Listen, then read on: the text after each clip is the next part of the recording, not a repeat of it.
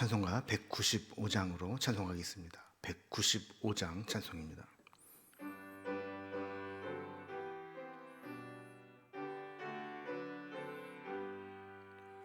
성령이여 우리 찬송 부를 때 진심으로 찬양하게 하소서. 성령이여 우리 기도 드릴 때 우리 곁에 계셔 일러 주소서. 성령이여 우리 성경 읽을 때 그 속에서 빛을 보게 하소서. 성령이여 우리 전도할 때에 지혜로운 말씀 주시옵소서. 성령이여 우리 겸손해져서 우리 주와 같이 되게 하소서. 아멘. 예, 오늘 함께 나눌 하나님 말씀은 신약성경 요한복음 16장 1절에서 15절까지 말씀입니다. 요한복음 16장 1절에서 15절까지 신약성경 175면에 있습니다. 이 말씀을 제가 봉독하겠습니다. 내가 이것을 너희에게 이름은 너희로 실족하지 않게 하려 함이니 사람들이 너희를 출교할 뿐 아니라 때가 이르면 무릇 너희를 죽이는 자가 생각하기를 이것이 하나님을 섬기는 일이라 하리라. 그들이 이런 일을 할 것은 아버지와 나를 알지 못함이라. 오직 너희에게 이 말을 한 것은 너희로 그때를 당하면 내가 너희에게 말한 이것을 기억나게 하려 함이요 처음부터 이 말을 하지 아니한 것은 내가 너희와 함께 있었음이라. 지금 내가 나를 보내신 이에게로 가는데 너희 중에서 나더러 어디로 가는지 묻는 자가 없고 도리어 내가 이 말을 함으로 너희 마음에 근심이 가득하였도다. 그러나 내가 너희에게 실상을 말하노니 내가 떠나가는 것이 너희에게 유익이라. 내가 떠나가지 아니하면 보혜사가 너희에게로 오시지 아니할 것이요 가면 내가 그를 너희에게로 보내리니 그가 와서 죄에 대하여 의에 대하여 심판에 대하여 세상을 책망하시리라. 죄에 대하여라 함은 그들이 나를 믿지 아니하며 의에 대하여라 함은 내가 아버지께로 가니 너희가 다시 나를 보지 못하며 심판에 대하여라 함은 이 세상 임금이 심판을 받았음이라. 내가 아직도 너희에게 이를 것이 많으나 지금은 너희가 감당하지 못하리라. 그러나 진리의 성령이 오시면 그가 너희를 모든 진리 가운데로 인도하시리니 그가 스스로 말하지 않고 오직 들은 것을 말하며 장래의 일을 너희에게 알리시리라. 그가 내 영광을 나타내리니 내 것을 가지고 너희에게 알리시겠음이라. 무릇 아버지께 있는 것은 다 내 것이라. 그러므로 내가 말하기를 그가 내 것을 가지고 너희에게 알리시리라 하였노라. 아멘. 예수님은 이제 십자가를 앞두고 제자들에게 예수님이 이제 떠나가시고 난 이후에 벌어질 일들에 대해서 미리 예고를 해 주십니다. 세상이 예수님을 죄인으로 몰아서 십자가에 못 박아 죽게 했듯이 예수님의 제자들에게도 심한 적대감을 가지고 그들에게 악하게 대할 것을 예고해 주시는 말씀입니다. 이것은 주님의 제자가 되는 그 길은 맹목적인 낙관론에 입각해서 좋은 일만 있을 것이라는 것을 기대하지 않고 고난과 역경이 있을 때 그것이 당연한 일이라는 것을 깨닫게 해주기 위함입니다. 그래서 미래에 제자의 길을 걸어가면서 받게 될 이 고난에 미리 대비할 수 있도록 배려하신 말씀입니다. 뿐만 아니라 예수님은 제자들을 위해서 이 보혜사 성령님을 보내어서 그 고난을 감당할 수 있게 하시겠다고 약속합니다. 그래서 오늘 본문은 이렇게 제자들 앞에 예고된 고난과 또 그 고난을 이겨낼 수 있도록 보혜사 성령님이 오셔서 하시는 일에 대해서 말씀해 주고 있습니다. 오늘 본문을 단락별로 좀 구분을 해보면 먼저 1절에서 4절에서는 제자들을 향해서 세상이 심한 적대감을 갖게 될 것을 예고하십니다. 그리고 5절에서 7절까지는 예수님은 떠나가시지만 성령님을 보내어 주실 것이다 라고 성령님을 약속하죠. 8절에서 11절까지는 그 성령님이 오셔서 세상을 향해서는 그들의 죄와 불의를 드러내고 책망하실 것이다. 그리고 12절에서 15절까지는 성령님이 오셔서 제자들에게는 그들을 진리 가운데로 인도하실 것이다. 이렇게 예수님의 떠나감과 또 성령님의 오셔서 하는 사역, 이런 부분으로 말씀을 나누고 있습니다. 이제 단락별로 내용을 좀 살펴봅니다. 먼저 첫 번째 단락, 제자들을 향해 세상의 적대감을 예고해 주시는 예수님 말씀입니다. 제자들 입장에서 보면 예수님이 떠나가시는 것만으로도 감당하기 힘든 일인데, 예수님이 떠나가시고 난 이후에 제자들이 세상으로부터 엄청난 공격을 받게 될 것을 말씀하십니다. 그래서 예수님은 이런 현실을 맞이하게 될 때 실족하지 않도록 미리 앞으로 되어질 일들을 예고하시고 준비하게 하시는 겁니다.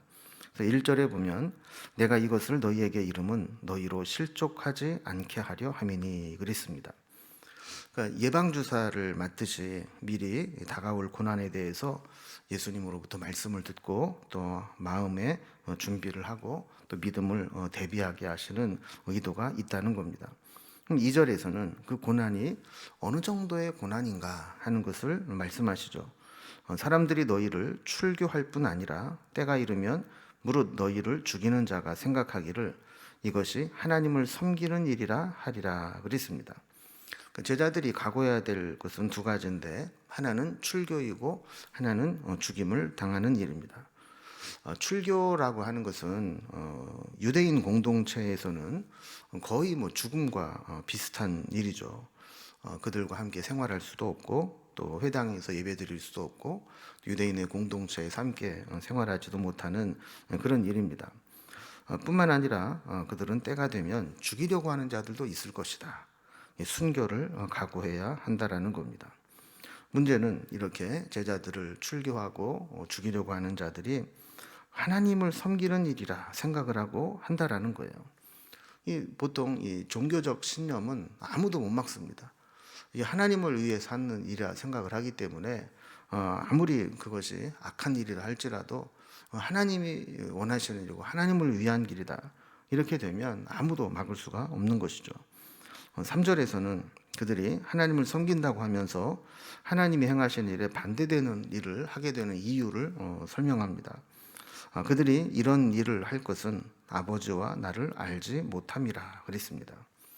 그럼 여기서 알지 못한다라고 하는 말은 무지나 오해 혹은 알면서도 고집을 부리며 받아들이지 않는 것, 이런 것을 말할 수 있습니다.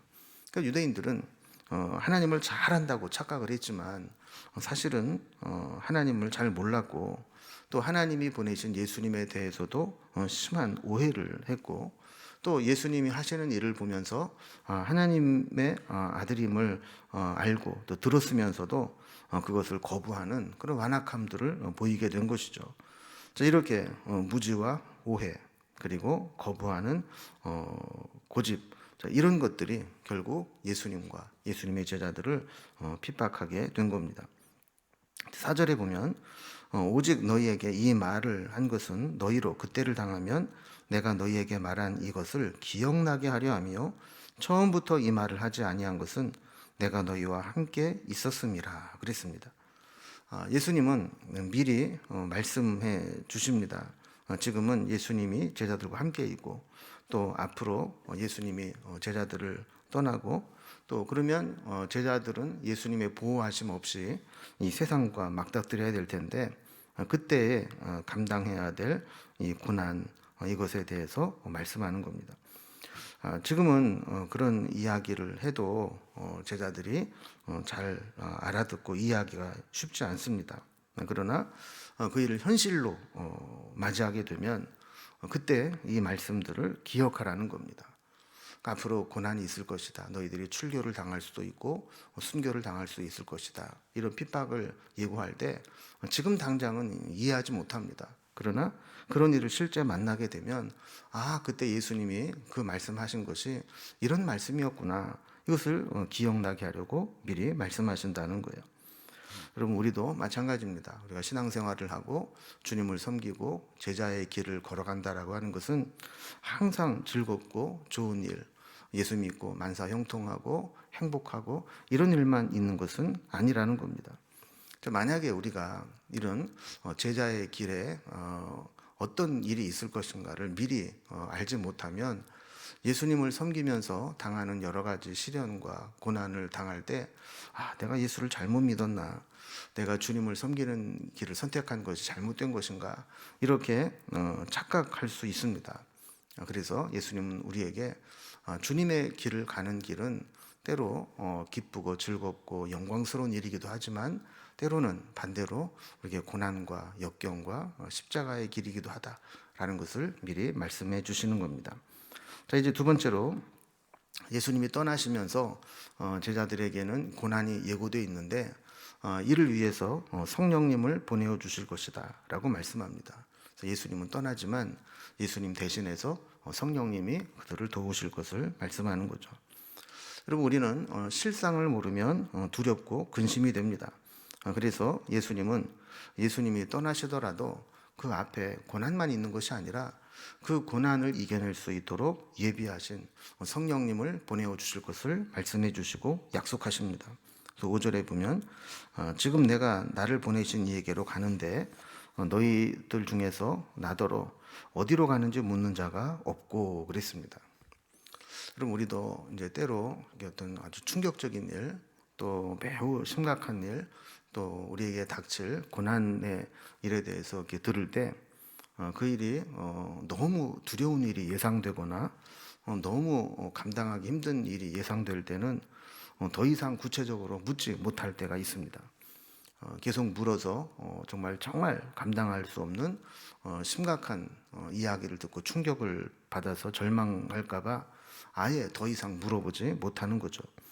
예수님께서 제자들에게 내가 너희를 떠나서 아버지께로 갈 것이다 라고 말씀을 했을 때 제자들은 이제 막연히 예수님이 자꾸 이런 말씀하시는 거 보니까 정말 우리를 떠나긴 떠나실 모양이구나, 이런 것을 알았지만 더 이상 묻는 자가 없었다는 거예요. 어디로 가시는지 구체적으로 알려고 하지 않았다는 겁니다.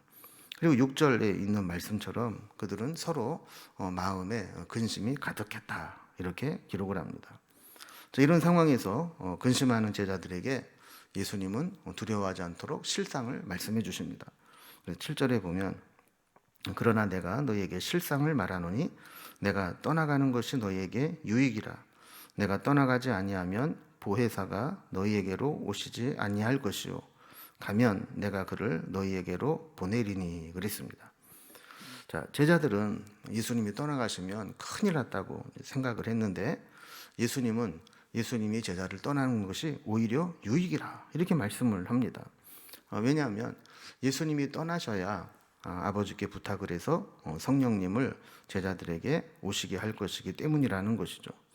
자, 그리고 이제 성령님이 오시면 세상에 대해서 무슨 일을 하실지, 그리고 제자들을 위해서 무슨 일을 하실지를 이어서 말씀합니다. 자, 먼저 세 번째 단락입니다.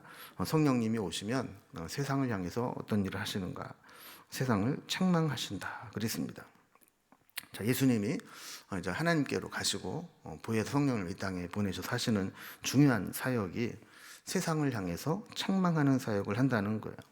자, 마치 검사가 죄인을 불러놓고 그 죄를 구체적으로 지적하고 드러내듯이 성령님도 오셔서 세상의 죄를 책망하실 거라는 겁니다.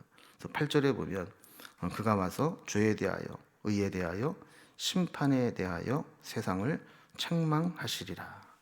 그래서 죄에 대해서, 의에 대해서, 심판에 대해서 이 세상을 책망한다 그랬어요. 9절부터 11절까지는 구체적으로 그것이 무엇을 의미하는가를 이야기합니다.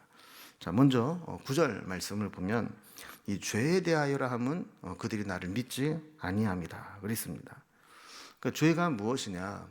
그것은 하나님이 예수 그리스도를 통해서 우리에게 구원의 사역을 이루셨는데 그것을 믿지 않는 것, 그것이 죄라는 겁니다.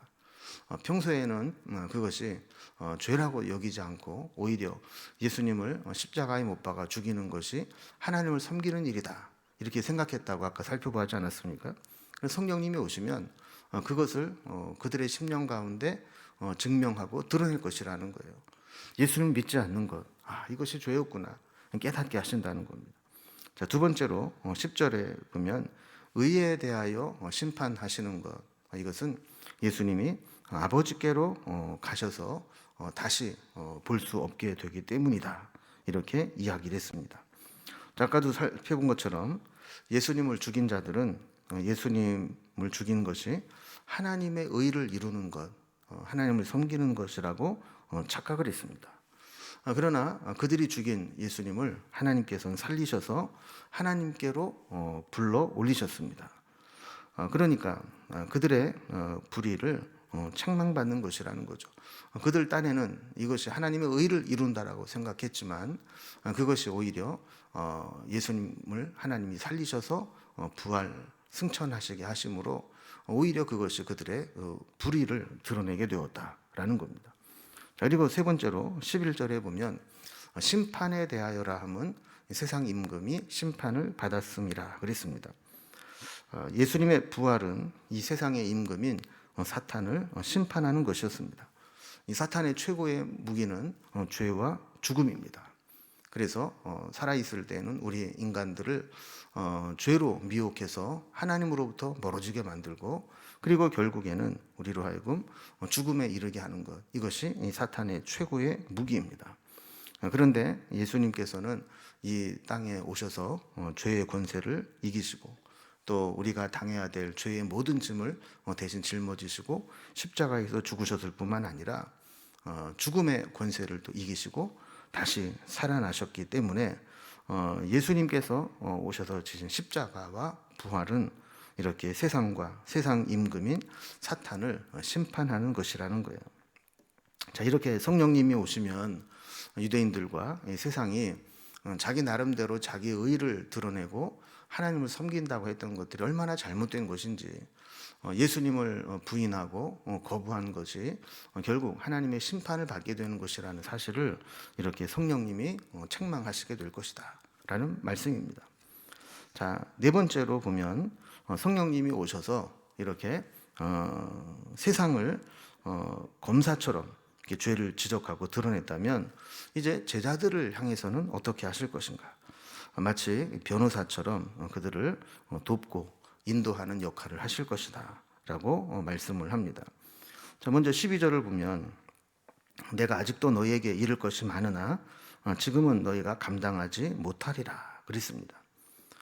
여러분, 우리가 이제 어떤 이야기를 들을 때 어떤 일은 말로만 이렇게 들어도 이해가 되고 받아들일 수 있는 것들이 있는가 하면 어떤 것은 실제로 부딪히고 경험해 보지 않으면 아무리 말을 들어도 100% 이해하는 것이 불가능한 일이 있습니다. 예수님도 제자들에게 죽음 이후에 또 부활 이후에 되어질 일들, 또 예수님의 고난 이후에 되어질 일들, 이런 일들에서 해주고 싶은 말이 더 많이 있다는 거예요. 그러나 지금 이야기를 해도 지금 제자들의 마음속에는 오직 예수님이 떠나가신다, 예수님이 죽으신다, 여기에 대한 것밖에는 알아들을 수 없기 때문에 감당할 수 없어서 그 이상 더 말할 수 없다라는 거예요. 그래서 지금 말로 더 많은 정보를 주고 더 많은 사실을 예고해도 제자들이 이해하거나 감당하지 못하기 때문에 더 이상 하지 못한다 하는 제한적인 말씀을 합니다. 그러나 또 꼭 알아야 될 부분은 말씀을 하시는 거죠. 그래서 13절을 보면 그러나 진리의 성령이 오시면 그가 너희를 모든 진리 가운데로 인도하시리니 그가 스스로 말하지 않고 오직 들은 것을 말하며 장래일을 너희에게 알리시리라 그랬습니다. 그러니까 진리의 성령이신 보혜사가 오시면 예수님께서 그동안 말씀하신 것, 그것을 다 생각나게 하고 알게 하고 삶에 적용하고 현실에 적용해서 그것으로 인해서 하나님의 인도함을 받게 하실 것이다 라고 말씀을 하는 겁니다. 자, 두 번째로 성령님이 제자들에게 하시는 일은 14절에 있는 말씀과 같이 그가 내 영광을 나타내리니 내 것을 가지고 너희에게 알리시겠습니다 그랬습니다. 자, 그러니까 성령님이 오셔서 하시는 이제 두 번째 일은 예수님의 영광을 나타낸다라는 겁니다. 그래서 우리에게 예수님의 하신 일을 알게 하고 깨닫게 하고 예수님께 영광을 돌리게 하는 일을 한다는 것이죠. 그래서 15절에 보면 무릇 아버지께 있는 것은 다 내 것이라 그러므로 내가 말하기를 그가 내 것을 가지고 너희에게 알리시리라 하였노라 그랬습니다.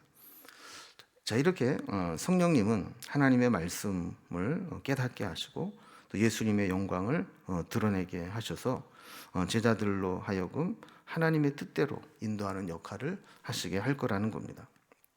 자, 이제 오늘 말씀을 정리해 봅니다.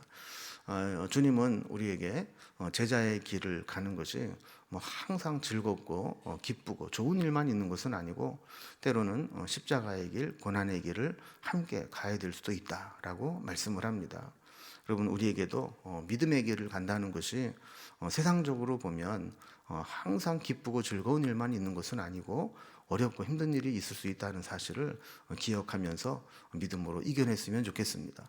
두 번째로 예수님께서 하늘로 올라가시지만 보혜사 성령님을 우리에게 보내어 주셔서 세상의 잘못들을 다 드러내고 깨닫게 하시고 뿐만 아니라 우리를 의의 길로 인도하시고 주님의 말씀을 생각나게 하시고 또 우리가 당한 고난 앞에서 하나님의 말씀을 붙잡고 적용해서 이겨내게 하시고 주님의 영광을 드러내는 일을 하게 하신다 하는 것을 살펴보았습니다.